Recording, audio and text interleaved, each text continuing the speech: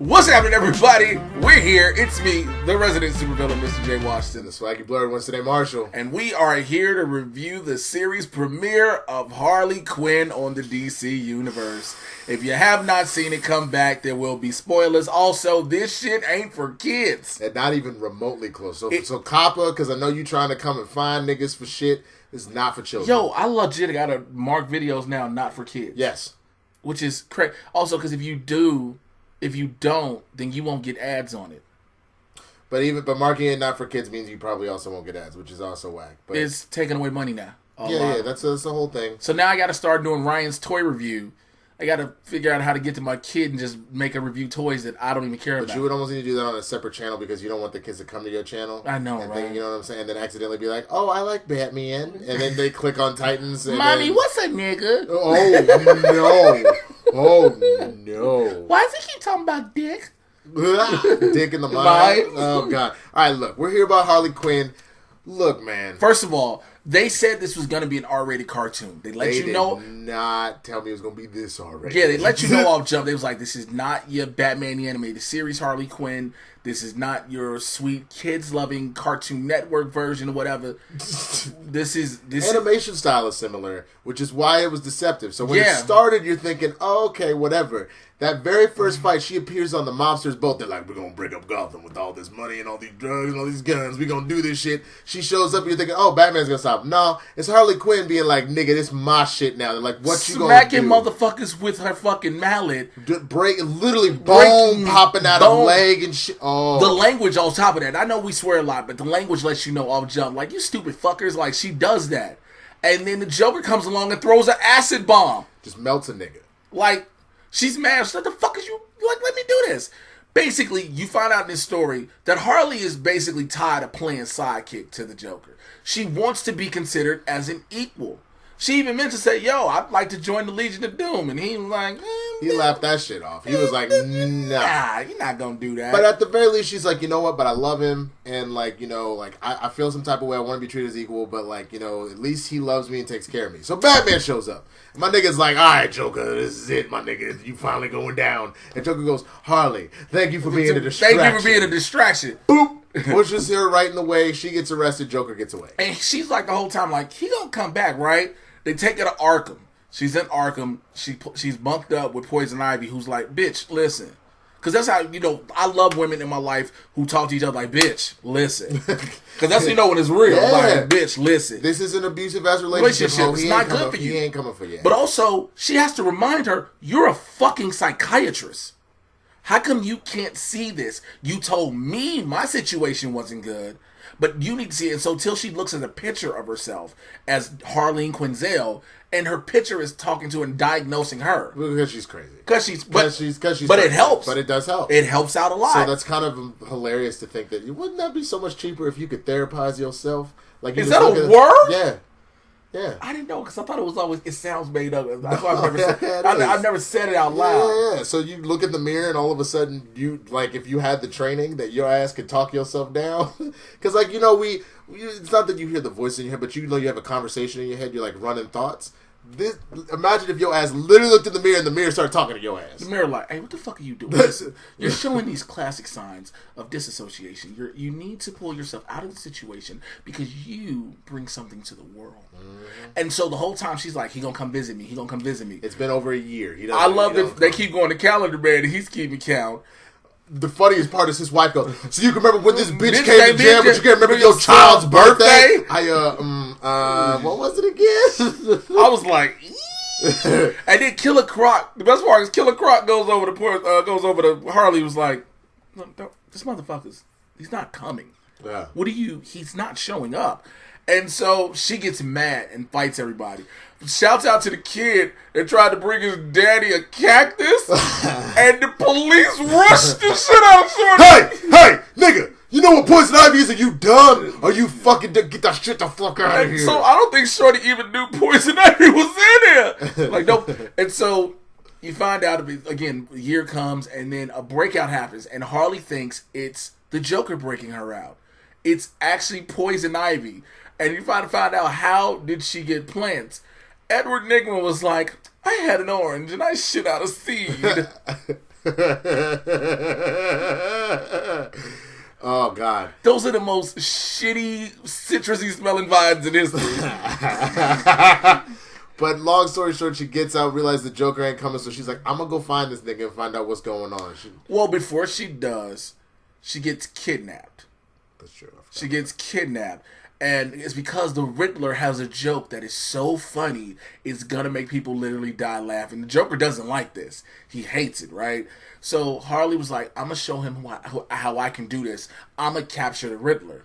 So she finds the Riddler. Riddler has it captured and also has Batman captured. And gives a riddle, and the answer is acid. Because they both say acid. He's like, nah. What burns but is never acid? Acid. Okay. So Joker shows up. So this is actually, which is very funny, this is a classic the standoff of choose which one, specifically for Batman Forever. Yeah. Do you say you save your woman or do you save your partner? And what's funny about this is now sort of flipped, because for Joker there's always been this weird like homoerotic relationship. So it's like, do you save your man or do you save your partner? And well, it also plays on the fact that Joker's always said, I can't kill you. I have too much fun with you. Right. He's always said that about Batman, no matter what. Which the Batman technically has never said it, but it's kind of implied as well. But go ahead. So long story short, once Harley realizes, wait, this nigga straight up abandoned me for No, this nigga that keeps because putting him in jail? he made the choice. He was like, listen, Halls, I'm so sorry. It's just something about the bats that's got to keep him. And she's like, so oh, he what the saves Batman and them two go fight off. And she's like, what the fuck? So she gets dropped. Turns out it's not actually acid. Margarita mix. It's margarita mix. Poison Ivy didn't set up this whole thing to show her. And she was like, you know what the hardest part was? Finding 150 gallons of margarita mix. Oh my God. So then Harley Quinn finally goes, fuck this. I'm pissed. So she goes and finds him, goes to his fucking lair. By the way, you gotta mention, she changes her look then. Yes, that's finally when she gets out of the red and blue and she starts to do that. No, she gets out the jumpsuit. Well, that's what I mean. The red and blue jumpsuit. And red she starts, and black. Sorry. The red and black jumpsuit, and then she kind of goes to the look that's very similar to Suicide Squad. Yes. So she shows up. She's beating the shit out of him. The mallet is a little bit too hefty for her because she's having to fight off all of his henchmen. She eventually finds a bat. Well, she takes it from one of them. One of the dudes and starts to fall in love with it. Starts taking his acid, like C4, throwing it on niggas and blowing them the fuck up. And basically says she's her own woman now. And this is the beginning of the whole thing of just Harley being by herself. And now she's made an enemy of the Joker, the one person she loved the most. Here's what I like. I like this action. I like the way the story goes. Kaley Cuoco is doing a great job as her own Harley Quinn. She's not trying to be Tara Strong. Because I think that's what everybody was wondering. Right. You know, was she going to try to be Tara Strong? Now, granted, we'd seen clips, but they were like, was she going to try to be Tara Strong? Was she going to be her own person? Right. The fact she's her own individual Harley Quinn is dope. I wonder if this series, because of the way it's going, will give us that relationship, that actual relationship of Harley and Poison Ivy. Because if you don't read the comic books, they've become an item. And so it seems it's going to go that way. And I want to see if they go for it. You know, because at this rate, the way you just started out the gate was like, we don't care. There's nothing we can do wrong. Why not go forward? I have a feeling, because I know there have been different iterations, I have a feeling that I don't know necessarily that Ivy's trying to get with her as much as she's trying to be like a good girlfriend and be like, yo, like, you. No, I agree with that. She's definitely doing that. Yeah. But it will potentially, because that's the only person she leans on. Mm-hmm. Also, we got to talk about Frank the Plant. Frank is that nigga. Okay, Frank is Ivy's Audrey 2. And, because remember Audrey 2? Yeah. She was like, yo, Ivy comes home after being in Arkham. She was like, yo, where's the babysitter kid? The kid that I paid to come and water you. He was like, I don't know what you're talking about. Yeah. Throws up, kid has been digested. then she was like, well, you know, the kid's parents are going to come looking at him. He was like, no, they're not. Throw up the parents. And this is what I'm saying. I love this show so much. I'm going to go ahead and give it my rating, man. I give this episode a 5 in the sense that they are unapologetically just going for all of it. Yep. And it reminds me of, honestly, a blend of, like, BoJack Horseman meets Archer. So you have, like, the sarcasm and ridiculousness of Archer and that action. And you have the crudeness, but, like, making a social commentary from BoJack with the absurdity. And you've mashed these up in the DC universe. And I cannot sprinkle in wait. a little bit of Simpsons and Family Guy. Simpsons and Family Guy, you know what I'm saying? And you've got something amazing. This is, to me... Oh, I'm sorry. Also, with a nice peppering of Rick and Morty. Yes. That's what this is. A little added of Rick and Morty. And to that point, it's very funny to me because, God damn, you made me forget my fucking thought because you want to talk about Rick and Morty, nigga. It's just in one ear. I know. It's just in one ear and out the other. But either way, I absolutely love this. I cannot wait to see where this goes. This is going to be interesting, and I think we are going to stay here doing these reviews. Titans is done. This is the thing that's happening now. We'll eventually, when I get HBO Max, we'll see about Doom Patrol. There's no more Swamp Thing.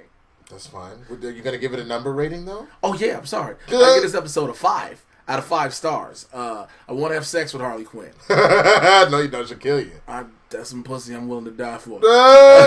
Look, if we grew up, most dudes grew up was like, yo, I'll smash Jessica Rabbit. Let's not lie.